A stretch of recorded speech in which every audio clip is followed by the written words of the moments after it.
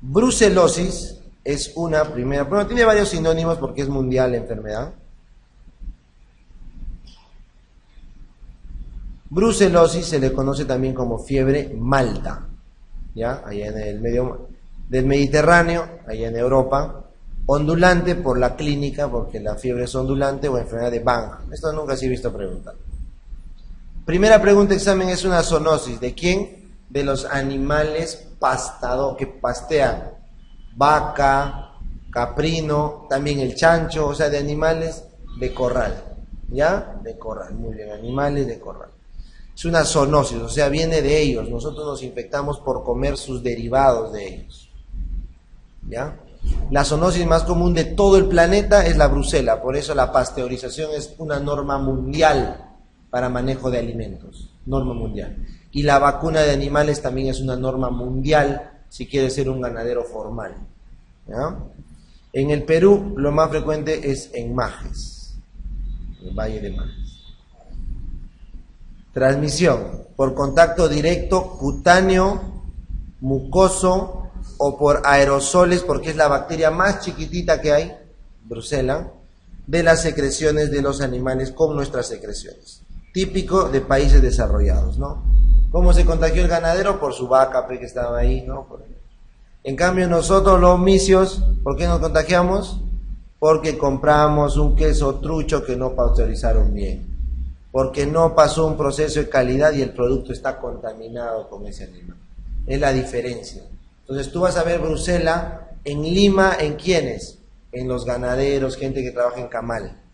En cambio en provincia lo puedes ver en cualquier persona, porque ellos comen queso de cabra, en los mercadillos se vende, no se pasteuriza. En Europa igual, tú vas a ver pacientes, entre las preguntas del MIR, son de gente que tiene contacto.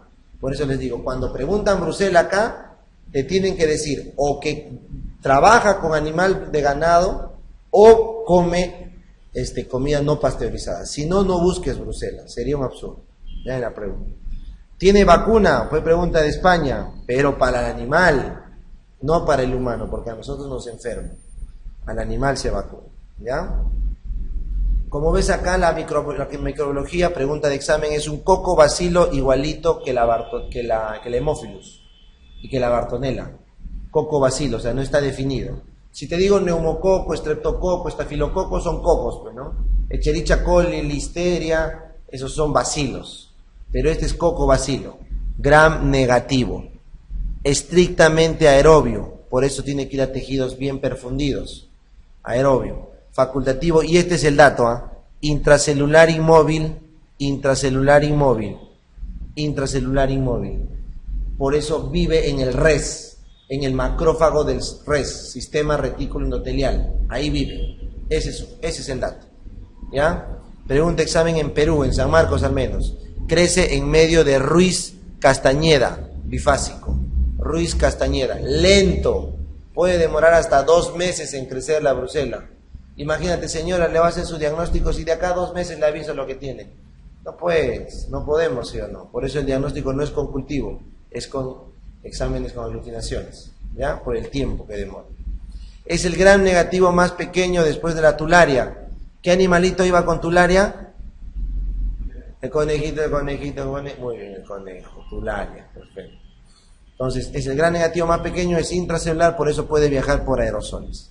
Pueden sobrevivir en la leche 2 días, en la carne 3 semanas, hasta 3 meses en el queso de la cabra, que es por sus componentes osmóticos, y en las secreciones derramadas de animales hasta 40 días si el suelo está húmedo. O sea, en tu serum, donde sea te ha podido dar brucela, ¿no? La buena suerte que no te haya dado. Vive con la vaca y todo. ¿Cómo de qué? Es como una vaca. ¿Así? Queso de búfalo. Ese más lejos. Yo digo también, para eso está el sistema inmune, menos. Para eso tiene que servir, tiene que adaptarse a nuestra necesidad, ¿sí? Todo lo que nosotros en infecciones nos hemos ahorrado del campo, nos tenemos que soplar en sistema simpático y en ateromas en la ciudad. Son sensibles al calor, eso es lo bueno.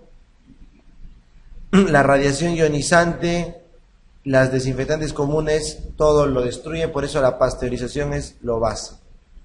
Cualquier cosa que embotellan, cerveza, yogures, frutas, todo lo pasteurizan. Es una temperatura, ¿no? Creo que está en 39, ¿no? Un calorcito un poquito alto. Lo calientan un poco y pasteurizado y ya no tienes la bacteria. Es bien termolábil, ¿ya? Hay 6 especies. Las 4 más importantes del hombre no están acá en orden de virulencia y las 2 últimas no enferman. Acá se los he puesto, pregunta de examen. La más virulenta y la más frecuente es la melitensis. ¿De quiénes? De las cabras, melitensis. Luego tiene suis cerdus, abortus de la vaca, canis perro, neonatom y ovis que no nos afecta. Melitensis fue la pregunta de examen. Ahí tienen que enfocarse, ¿ya? Y miren la fisiopatología. Puede entrar por vía digestiva, cutánea, inoculación, conjuntival, inhalación o respiratoria. ¿Correcto? Quedamos por todo lado, puede entrar la brucela. Una vez que entra la brucela es fagocitada por, miren, paso 1, fagocitada por el macrófago. Es fagocitada por el macrófago. En este caso, por la célula dendrítica, presentadora de antígeno. Esta célula dendrítica genera el antígeno de brucela para pasarle el dato a los linfocitos T vírgenes para que hagan una respuesta de tipo TH1. TH1, ya les dije que conmigo vamos a ver inmuno la última semana. TH1. Paso 2. Esta respuesta TH1 prolifera a los linfocitos T y empiezan a atacar a la brucela. Por otro lado, esta vía TH1 también activa a los natural killer y empieza a destruir, pero directamente a la brucela. ¿Ya? Entonces, en todo este interín, en el paso 4, ¿no es cierto? La célula presentadora de antígeno regula esta sobreactividad inmunológica y se genera una tolerancia a la brucela. O sea, la brucela es tan hábil, tan capaz, que hace que la célula presentadora de antígeno la vuelva como que, no me delates, pero tranquila, soy brucela, ¿no? Hace que baje la respuesta celular inicial y empiezas a convivir con la brucela. Y se vuelve una infección crónica latente en todo tu res, en todo tu sistema retículo endotelial. Y la brucela viva se queda viviendo en tu macrófago o en tu célula presentadora, sobre todo macrófago como ven acá, y empieza a reproducirse para infectar otros macrófagos. Y está en ese plan. Tu cuerpo obviamente no es tonto, rápidamente activa la vía TH2, que también es importante, y genera anticuerpos para bloquear a la brucela que está en tu sangre. Y estos son los que se detectan con las pruebas de Rosa de Bengala y 2-mercaptoetanol. O sea, ese gráfico en buena cuenta lo que te muestra es cómo hay una tolerancia inmunológica con la brucela, lo cual no ocurre con otras bacterias intracelulares. ¿Ya? En el dibujo que ves acá, les he puesto para lo que ya habíamos hablado, ¿no? El animal contacta al ganadero y es los productos del animal lo que contacta al citadino en brucela. ¿Ya? Empecemos entonces con la clínica.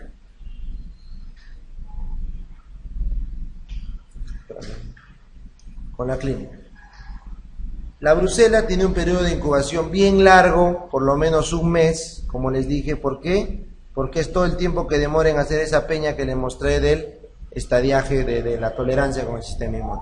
La norma técnica de la que nos guiamos de ahora en adelante, la 2009, ¿ya?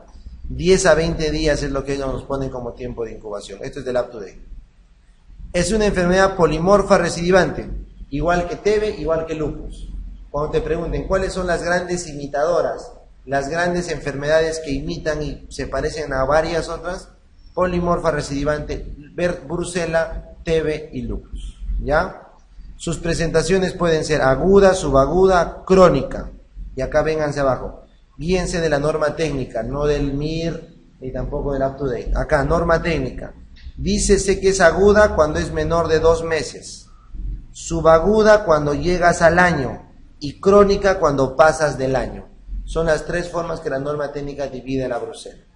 La forma subaguda clásicamente hace la clínica típica de la brucela, que es la fiebre. ¿Cómo es la fiebre? Ondulante. A predominio vespertino, con sudoración parcelar, de la mitad del cuerpo para arriba. Es una disautonomía eso. Y los síntomas generales son el decaimiento, todo. Igualito a qué enfermedad? Tuberculosis. La subaguda, en cambio, en zonas endémicas, la fiebre es baja y ondulante, pero mucho más sutil con clínica articular. ¿Ya? En la forma aguda, la fiebre puede no ser ondulante, ser tipo absceso, éctica. ¿Ya? Y en la fiebre forma crónica ya no hay fiebre porque el paciente está focalizado. Tiene su brucela, su granuloma en algún órgano. No les dije, pregunta examen. ¿La brucela hace granuloma? Sí, granuloma no caseificante. Ese es su principal diferencial patológica con la tuberculosis. La tuberculosis hace granuloma caseificante. La histoplasmosis hace granuloma caseificante. La brucela no hace granuloma caseificante. ¿Ya?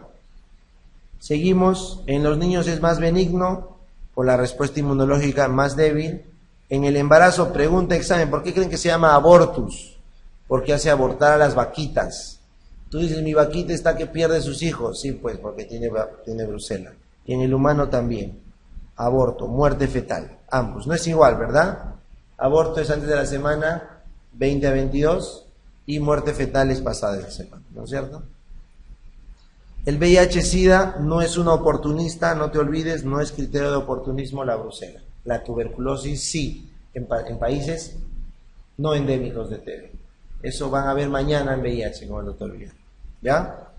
Entonces, en aguda, subaguda, dijimos es un inicio insidioso, con la fiebre ondulante vespertina, sudoración parcelar de tipo nocturna, con escalofríos como una TB, y por la TNF-alfa, la caquectina, hay falta de apetito, cansancio. ¿Se acuerdan por qué hay hepatoesplenomegalia en tifoidea y en brucela? Porque invades el res, el sistema retículo endotelial. ¿No? ¿Qué es tanto que estoy hablando del res? ¿Quiénes conforman el res? Hígado, vaso y ganglios. Eso es el res, chicos. ¿Ya? Entonces, el res está en tifoidea, el res está en brucela, el res está en mononucleosis infecciosa. Hay dolores osteoarticulares, no necesariamente por la brucela, sino por las citoquinas. Adenopatías está sobreentendido por el res. Y 20% focalizan pregunta de examen. El sitio más frecuente donde anida una brucela es en las células, en los macrófagos del hueso, o sea, en los osteoclastos. Lesión osteoarticular, la más frecuente. ¿Dónde? Sacroiliaca, preguntado 3 veces en ENAM y en residentado. Sacroiliaca, unilateral. Y si no es sacroiliaca, se va a la rodilla, miembro inferior, formas más agudas. ¿Ya? Lo más grave que hace es la espondilo o espondilitis. La espondilitis de forma crónica y de forma lumbar es la manifestación clínica más severa de las focalizaciones de la brucela. Ya, muy bien, chicos. Seguimos. Ya. Es otras localizaciones. Puede haber brucela en el testículo, orcoepididimitis, igual que la tuberculosis. ¿Qué les dije en TB? TB más es ¿dónde? En epididimitis. Menos que testículo, epididimitis. Muy bien. Pulmonar, rarísimo, no va por ahí. Pregunta examen. ¿Cómo es la hepatitis que causa la brucela? Es una hepatitis granulomatosa. Esa es pregunta examen. Granulomatosa. Por eso hace colestasis y aumento de la fosfatasa alcalina.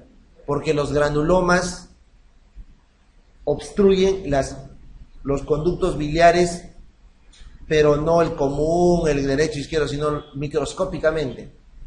Imagínate todos los conductillos biliares microscópicos, los canalículos, llenecito de granulomas. Está todo atorado, es como un tráfico en la Javier Prado. Igualito. Imagínate que estén construyendo a cada lado de la Javier Prado, igualito. Forma más frecuente. En hemato, todas las penias. Claro, bueno, te plancha. E inclusive puede haber mieloptisis. ¿Qué es mieloptisis? Cuando hay una destrucción intramedular de los plastos. Neurológico, meningo-brucela, la complicación más importante en neurología, meningo-brucela. En cardio, pregunta de examen, endocarditis atípica por brucela que obliga a recambio valvular.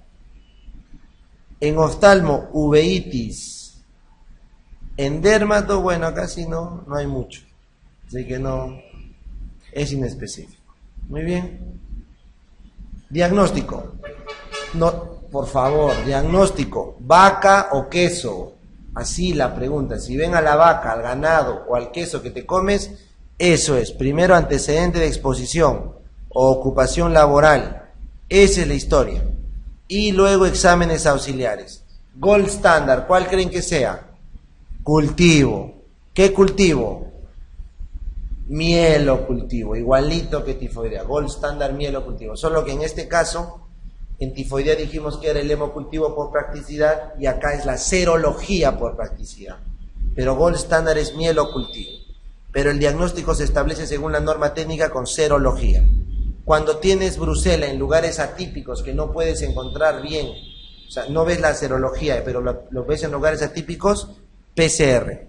Y las imágenes solamente para hueso o para cerebro. Tienes, por ejemplo, el signo de Predo Pons para la osteomielitis lumbar. Es una destrucción de este ángulo, del ángulo supero anterovertebral, este angulito acá, se muerde acá, en el signo de Predo Pons. Predo Pons.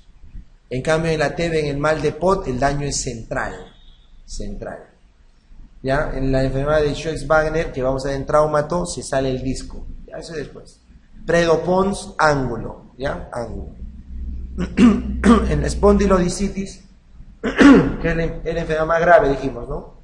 La espondilitis o espondilodicitis es porque ya no afecta solamente a la vértebra, sino que afecta al disco. Al afectar al disco, lo único que como lo puedes ver es con resonancia, ¿ya? La infección afecta el disco, en cambio en un cáncer, en una metástasis, el disco no está tomado. Eso, bueno, es un dato de radiología, ¿no? Una metástasis ósea no toma disco. Si toma disco, eso es espondilodicitis, típico de una infección por brucela o por salmonela, estafilo en un paciente inmunosuprimido asplénico. Eso vamos a ver en osteomielitis. Cultivitus, el más específico es el hemo, pero el más sensible y gold estándar es el mielo y es el más rentable. ¿Está bien? Muy bien, muchachos, seguimos. Bartonella. Bartonelosis. La Bartonella tienes 3 tipos. Es un cocobacilo también Gram negativo, chiquito, intracelular, parecido a la brucela, por eso van juntos. Tienes la Genselae, arañazo de gato, Quintana, fiebre de las trincheras, Baciliformes, enfermedad de Carrión. 3 Bartonellas. Acá está. La pulguita del gato te da la enfermedad del arañazo de gato. Mira. La enfermedad por arañazo de gato en gente inmunocompetente o la angiomatosis basilar si tienes VIH o estás inmunosuprimido, que es un tumor de endotelio. ¿Ya? El arañazo de gato es una enfermedad infecciosa que se caracteriza por una linfadenopatía regional autolimitada, secundaria a un arañazo de gato, ¿no es cierto? Pero puede afectar a otros tejidos. Rápidamente te pongo, el manejo es con acitromicina, nunca vino en los exámenes. Más adelante, que ves acá, te voy a poner los criterios del UpToDate para arañazo de gato, porque vino una pregunta del ENAM de arañazo de gato mal hecha. ¿Ya?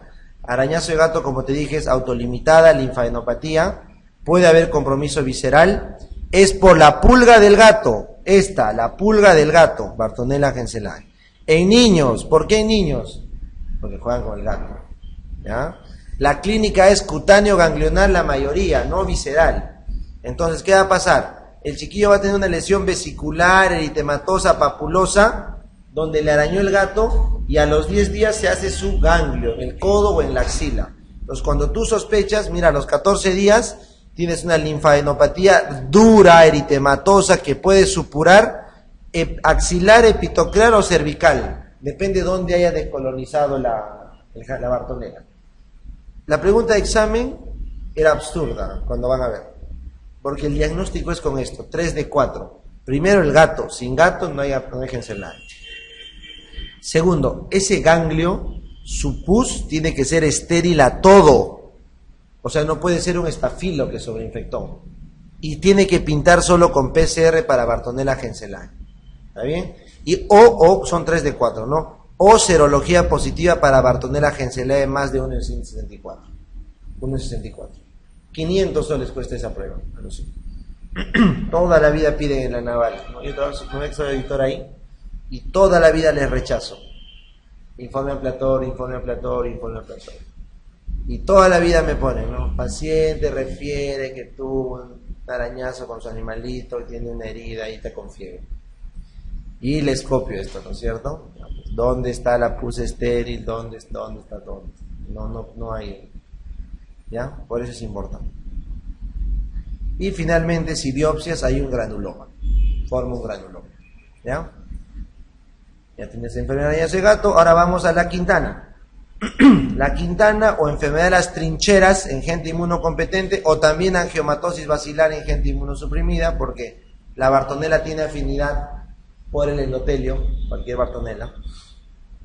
Se transmite por contacto de heces de piojos, no pulga, piojos, de piojosos pues. ¿Quiénes son piojosos? Los hacinados, mala higiene. ¿Y por qué llamaban las trincheras?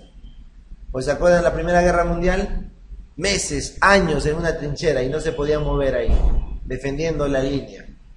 Ahí se volvían hacinados y sus propios piojos se pasaban. Ahí el manejo no es con acitro, es con doxy, que es casi lo mismo porque ambos son para bacterias intracelulares que ya les expliqué en la primera clase. ¿No es cierto? Está tu trincherita que va acá.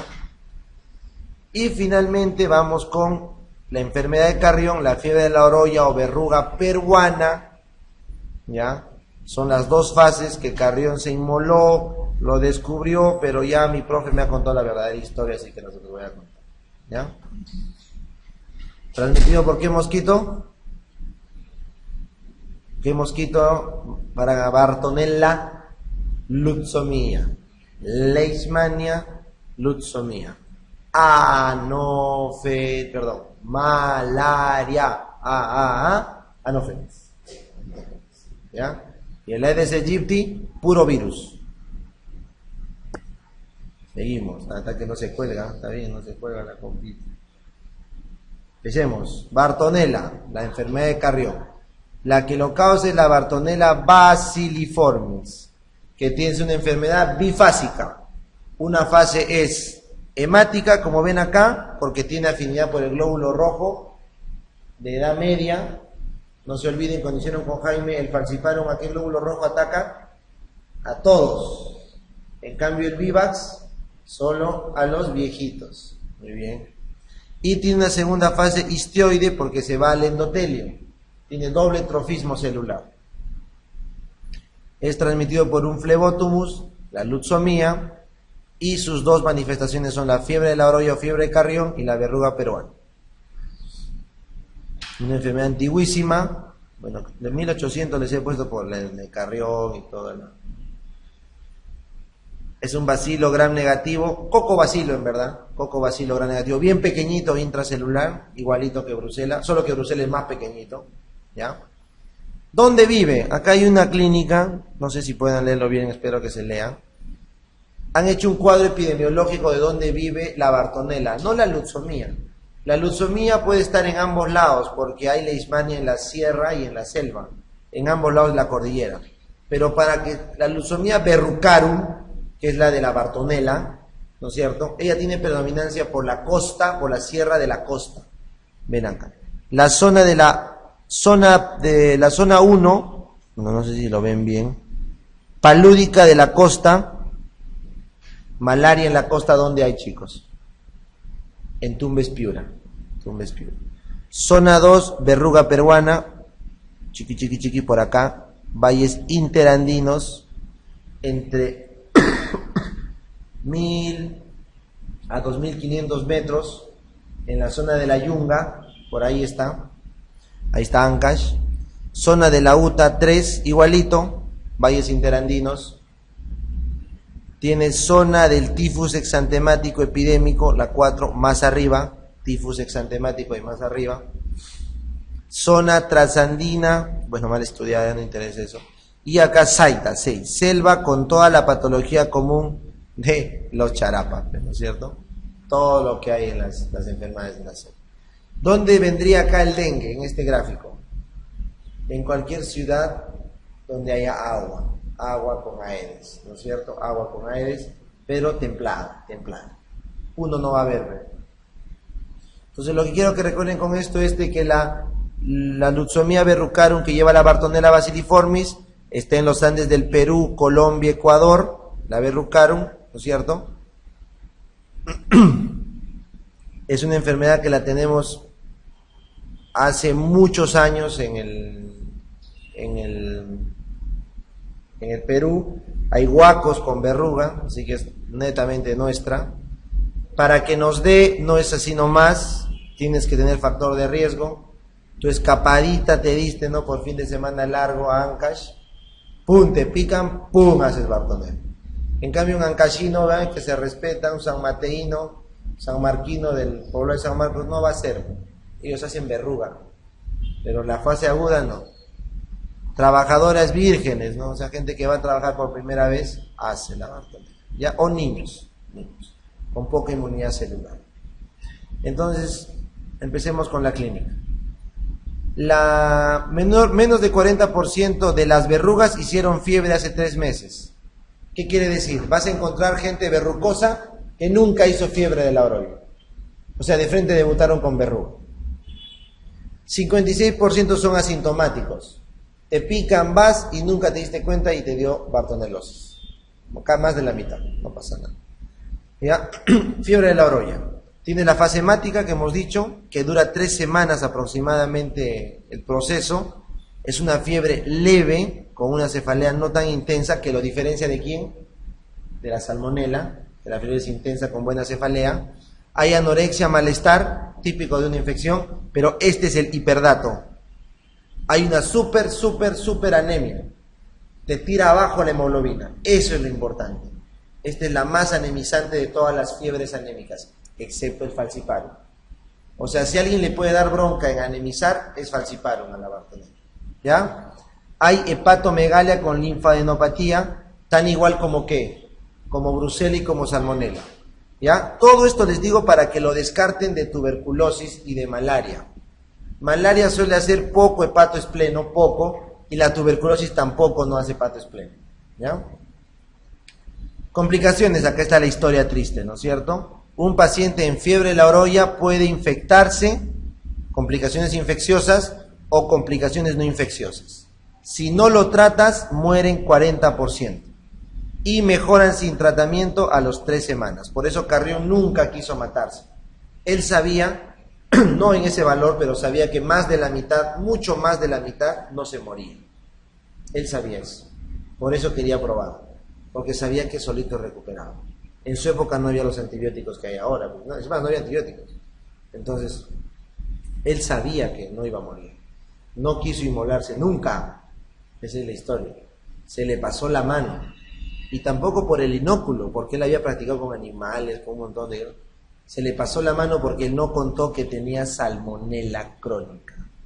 Era desnutrido, tenía unos problemas, un tema económico, que parece que era un salmonelósico crónico. La principal complicación infecciosa de la Bartonella es sepsis por salmonela, sepsis por estafilococo, reactivación de malaria y reactivación de TB. Al final mi profe de historia, el maestro Salaverry, que no le puedo criticar, nos dijo que él cree, no es porque los historiadores creen, pero no, porque son hipótesis, a un historiador que estudió los restos de Carrión y concluyó que murió de una sepsis por salmonela y no de la enfermedad de Carrión, que es una complicación infecciosa. ¿No, chicos? Esa fue la historia. Nunca fue médico, lo inmolaron, ¿no? Lo graduaron ad honorem, que fue en el 5º año, creo, 6º año. Y claro, no logró demostrar de que eran fases de la misma enfermedad, compartía ambas fases, ¿no? La fiebre y la verruga. Bueno, la verruga peruana es producto del trofismo, ya también pasa del glóbulo rojo, ¿a dónde se va? Al endotelio. Porque el glóbulo rojo rápidamente hace la respuesta celular, los anticuerpos matan a los glóbulos, limpian a la bacteria, y ¿a dónde se va a vivir? Se va al endotelio. Entonces hace la invasión endotelial, que aproximadamente dura de 2 a 8 semanas, por eso Carrión pudo hacer las 2 fases, tanto la anémica como la verrucosa, ¿no es cierto? Y tiene 3 etapas la forma verrucosa. Yo me acuerdo así, Emanem. ¿Te acuerdas el Emanem? Pero a lo chusco, pero no, Emanem. Así. Ya no M-I-M, Emanem. Milia, puntitos. No te olvides que todo esto es proliferación de endotelio. Tumorcitos endoteliales, angiomatosis. ND, nódulo. Este nodulazo que ves abajo es puro capilar, puro vaso sanguíneo, un tumor de vaso sanguíneo. Y cuando esto se rompe la piel, fistuliza entre comillas, ¿no es cierto? Ulcera, rompe la piel, se vuelve mula, región mular. ¿Ves este rojito? Hay un rojito ahí, es puro capilar. O sea, alucina que si tú lo pasas con tu dedo fuerte, sangra, porque son puros capilares. Esa es una mula. El nódulo está todavía cubierto por piel y la milia son los puntitos. Son las 3 evoluciones de la fase crónica. ¿Ya? Pregunta en España. En España. Diferencial angiomatosis basilar, ¿no? ¿Con quién? Con las otras Bartonelas, Genselae y Quintana. Diferencial. Granuloma piógeno, que eso es raro. Kaposi, pregunta examen, ¿qué es Kaposi? Cáncer. Ese es un cáncer de endotelio VIH, criterio C de SIDA. Van a ver mañana eso, Kaposi. Honguitos, en la selva hay hongos como el paracoco brasiliensis, que puede entrar así, con un nódulo ulcerativo. ¿Por qué te confundes con malaria y dengue? ¿Qué hace la malaria? Anemia y fiebre. Este hace anemia y fiebre. Solo que lo tienes que ver primero por el sitio. Me traes un selvático, uno de Tumbes, pienso en malaria. Me traes una fiebre cada 3 días, pienso en malaria. Me traes uno de Ancash, pienso en Bartonella. ¿Te dan cuenta de la diferencia? Con el dengue severo, hemorrágico, también te hace fiebre con hemorragia, con anemia. Solo que en el dengue, ¿qué hay? Sangrado. En cambio acá, ¿qué cosa hay? Hemólisis. Entonces, me traes un dengue vomitando sangre, no es igual, pues, que este de acá que solamente es hemólisis, ¿verdad? Salmonella typhi, por las complicaciones, puede ser una salmonelosis, pero en verdad es una Bartonella que ha reactivado una salmonela. Y la leptospira, por el tema de la ictericia. La leptospira es fiebre con ictericia. Y la Bartonella es fiebre con anemia y con ictericia, porque la anemia es hemolítica. Entonces, por ahí te complica. Infecto es bacán porque te permite hacer un montón de diferenciales. La ventaja es que las preguntas no son tan difíciles, porque te ponen el dato, te ponen el ciclo.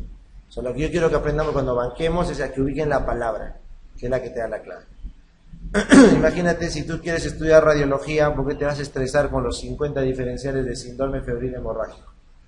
No, ¿no es cierto? Por eso es puntual. En cambio, cuando existen las preguntas de subespecialidades, ahí sí son bravas. Esas sí son bravas. El diagnóstico es clínico, la sospecha inicial, y el gold standard es el cultivo. Cultivo, hemocultivo, gold standard. Ese sí crece rápido. ¿Ya? Mientras tanto, se puede considerar, mientras cultivas, un frotis de sangre con tinción de Giemsa, para que de paso descartes ¿qué cosa?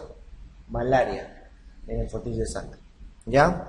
El cultivo es recontrarrentable en más del 70%, ¿no es cierto? 14 días, a los 14 días del cuadro clínico ya sobrado sale esa positividad. En cambio, solamente 10% va a cultivar en la forma de la verruga. Por lo tanto, cuando ya esté en fase de verruga, ¿qué prefieres? Biopsia. Cuando estás en fase anémica, cultivo, hemocultivo. Cuando estás ya en úlcera, biopsia. ¿Ya? ¿Qué prolifera? Obviamente el endotelio, ¿verdad? Hay una infiltración de polimorfo nuclear por la defensa con histiocitosis y aparece esto, inclusiones de Rocha Lima, pregunta examen en residente antiguo. Rocha Lima es un signo histológico de una biopsia de verruga peruana. Son inclusiones intracelulares que no es más que la misma Bartonella dentro de las células. ¿Ya? Muy bien. Había un profe que le encantaba Bartonella y decía, no, los glóbulos rojos danzantes. ¿Qué pasaba? Que la Bartonella hacía que los glóbulos rojos giren en torno a su eje. por el movimiento ciliar que hacía la misma Bartonella. ¿Ya?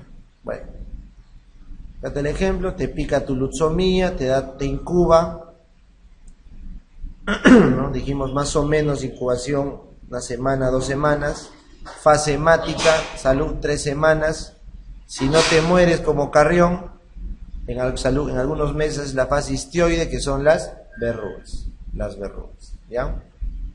Muy bien. Vamos a hacer cólera. Cólera es sencillo, ¿ya?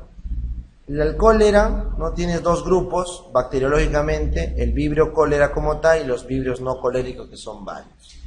Es una bacteria con su flagelo, como ves acá, con sus pilis, y el más importante del vibrio cólera es el serotipo O1 o GAWA. Pregunta de examen, ¿cierto? Es el principal causante de las epidemias del cólera, que las ha habido históricamente en todo el mundo, asociado a países costeros, ¿ya? El medio de cultivo, pregunta de examen, TCBS.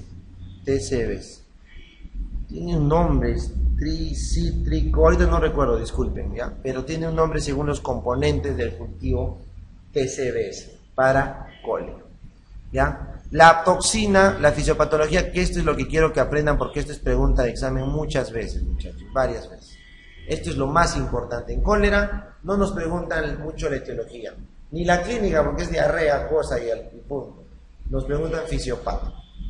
Viene el cólera con su flagelo, se pega a la mucosa, sobre todo el intestino delgado, y produce toxinas A y B. Una es la que activa y la otra es la que fija. ¿A qué cosa? Al gangliósido GM1. Es una glicoproteína que está en la membrana de muchas células. Es más, de todas las células, incluido la mielina. Entonces, una vez que se pega acá, este gangliósido GM1 activa una adenilciclasa, que es un segundo mensajero. Y esta adenilciclasa activa otros canales, que es el canal secretor de cloro, asociado a la fibrosis quística, el CFRT. Es un canal transmembrana de cloro, es el que se altera en la fibrosis quística y es activado por este AMP cíclico que fue activado por la unión al gangliósido GM1 de la toxina AB del cólera, ¿correcto? Esto empieza a secretar cloro como cancha.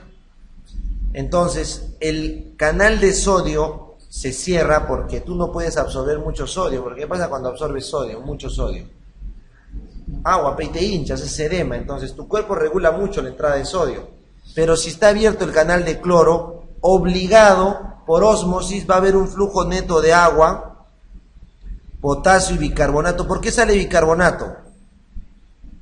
Porque el canal de cloro va con el del bicarbonato, ¿ya? Entonces abren juntos, sale cloro bicarbonato.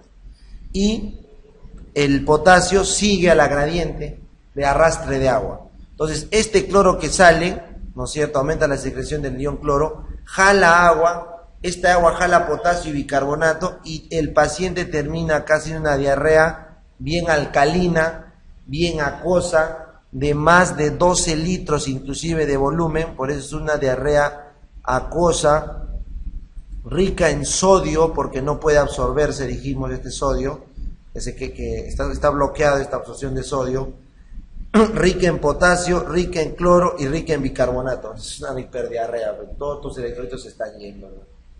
Por eso el paciente en unos pocos días entra en shock y se muere, correcto. Ahora que depende de la toxina, hay cóleras suaves, pero en las epidemias eran bravas. Arrancamos con leptospira. La leptospira es una espiroqueta. Vénganse acá a la derecha. Es una zoonosis, ¿de quién? De las ratas. Así como era zoonosis de la chancho, la vaca, el bracocela, esta es una zoonosis de las ratas. Es una espiroqueta, igual que la treponema, es su prima del treponema pallida, una espiroqueta. Hay la leptospira interrogans y la biflexa, ¿ya? La más frecuente es la interrogans, leptospira interrogans, ¿ya? Tiene muchos nombres, porque es una zoonosis donde hay ratas y hay ratas en todo el mundo, pues. Puede ser síndrome de Weil, que es la forma más severa, que es la forma ictérica, pregunta el residente. La forma ictérica de la leptospira se llama síndrome de Weil. Luego tienes fiebre de los arrozales, ¿por qué? Porque tiene que ser lugares donde hay agua, donde ha orinado el roedor y se estanca. Arrozales del pantano, que es lo mismo, es una fiebre ictérico-hemorrágica, nuevamente, enfermedad de Stuttgart en el norte, o sea, en Europa, y la fiebre cunícola por el África. Así que todos los nombres, porque es ubicua. Leptospira interrogans y biflexa, ya te dije, la más frecuente es interrogans, es aerobia estricta, igual que la treponema, se ve al microscopio de campo oscuro igualito que el treponema, solo que acá está la diferencia. ¿Tú puedes cultivar sífilis? No, solamente es BDRL, RPR, FTA-ABS, no se puede cultivar, se hace campo oscuro. En cambio esta sí, en medio Fletcher. En Fletcher sí podemos cultivar, ¿ya? Solo que demora, ¿no? Hasta 3 meses puede demorar en crecer la leptospira. Así que preferimos diagnosticarlo con laboratorio, ¿ya? ¿Cuál es la etiología? En trópicos, donde hay bastante agua, las ratitas, y contacto con animales salvajes del tipo roedor, su orina. Puede vivir meses, chicos, en la orina esta bacteria, puede vivir meses. Y los principales factores de riesgo son ocupacionales, trabajar en arrozales, por ejemplo, donde hay bastante roedor, recreacional, ¿no es cierto? Se te ocurre ir a un pantano, a un lugar, etcétera. Y en nuestro caso, últimamente, han visto de un momento a otro, hace algunos años, todas las latas de Pilsen cusqueña venían forradas con plástico, porque hubo muchos casos de leptospira. ¿No ve que guardaban las latas en los contenedores de las bodegas y las ratas se pasean por cualquier bodega? Y orinaban, pero tú bien bacán abres tu lata y ahí está la leptospira. Entonces por eso dijeron, toda consumo en lata debe venir empaquetado y forrado con un plástico impermeable al agua, para que no haya ese riesgo. Tú ves en metro, entonces están sueltas, sí, yo sé. Ay, pero esa es la razón por la cual forran. Y tú también, cada vez que yo tomo una lata, siempre la lavo. ¿Ya? ¿Sabes? No te cuesta nada, la lavas, porque no sabes qué hay ahí. ¿Ya? En cambio, en las botellas no, porque tú abres la tapa y adentro es estéril. Súper bueno, estéril, pero si no, no está cómodo. ¿Ya? Muy bien, entonces acá el reservorio son los roedores los más importantes, aunque pueden ser otros animales. Está en la orina, no te olvides, y el hombre accidentalmente se infecta. ¿Ya? La transmisión es por contacto directo de la piel con la orina de los roedores. Agarras tus labios con la botella, con la lata de cerveza, el arrocero que va descalzo caminando con el arroz, por ahí entra la leptospira. Ya, acá está bien claro, es una espiroqueta, este es un campo oscuro, mira la espiroqueta, y acá está la ratita, ¿no? La maldita. Muy bien, entonces vamos a la clínica. Acá vámonos a la clínica, ya hemos visto la epidemiología. Es variable la incubación, no nos interesa, no sirve para nada. Ciro Maguiña ha demostrado que la mitad de las fiebres en Iquitos tienen anticuerpos, de las fiebres sin causa, tienen positividad leptospira. Así que por ahí no va. La clínica es típica de una infección bacteriana, fiebre, mialgias, cefaleas, con tos seca. Este es un signo importante, tos seca, sin disnea, o sea, no es una neumonía. El primer signo que ya ves en leptospira, la tos seca. Náuseas, vómitos, diarrea, sigue siendo general. Dolor de abdomen, dolor de garganta, sigue siendo general, o sea, no te orienta mucho, y acá aparece uno. En niños, colecistitis acalculosa, como diabéticos, leptospira. Acá viene el primer dato, colecistitis acalculosa. Pero ¿qué te van a poner en el examen? Yo te apuesto, si quieren poner leptospira, sufusión conjuntival. Es el signo más específico que hay. Un sangrado conjuntival acá, sufusión conjuntival. Hay dolor muscular, linfadenopatía, hepatoesplenomegalia, hasta meningitis te hacen. Está de todo, pero leptospira es tremenda clínica polimórfica, como la sífilis, pero la sífilis también es recontra polimórfica. Pero esos datitos nos van a dar en el examen. Tos seca o sufusión conjuntival. Y si es un niño, colecistitis acalculosa. ¿Qué es importante? Es un dato que lo encontré en el Up to Date que me pareció bacán ponerlo. Si le mides al paciente la orina, vas a ver una orina hipocalémica y hiponatrémica. La orina, ¿por qué? Porque la leptospira altera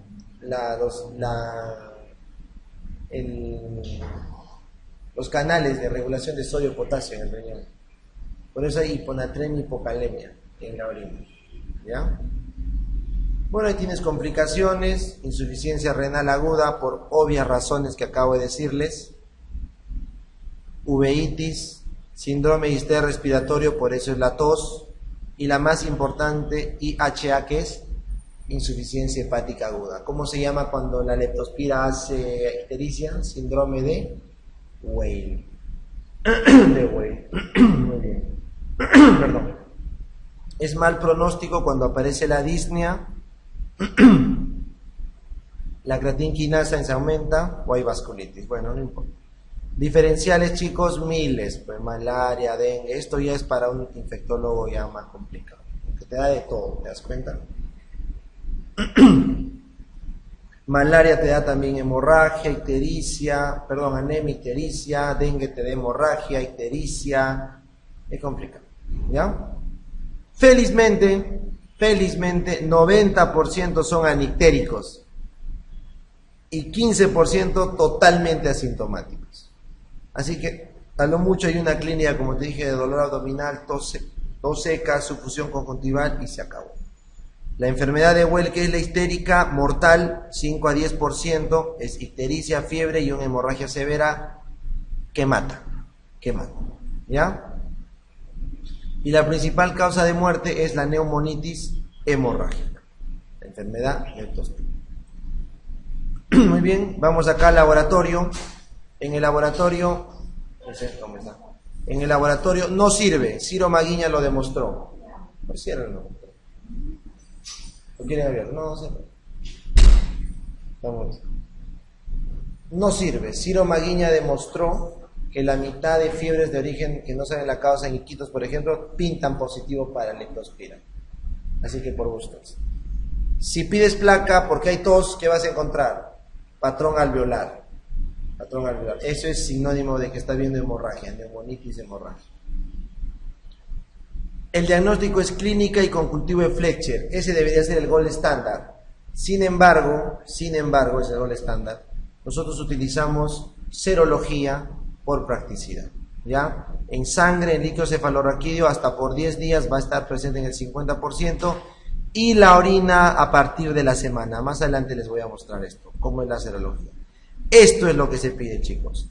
Microaglutinación en tubo, MAT. Si la microaglutinación en tubo cuadriplica el valor normal o es más de 1 en 800, perdón.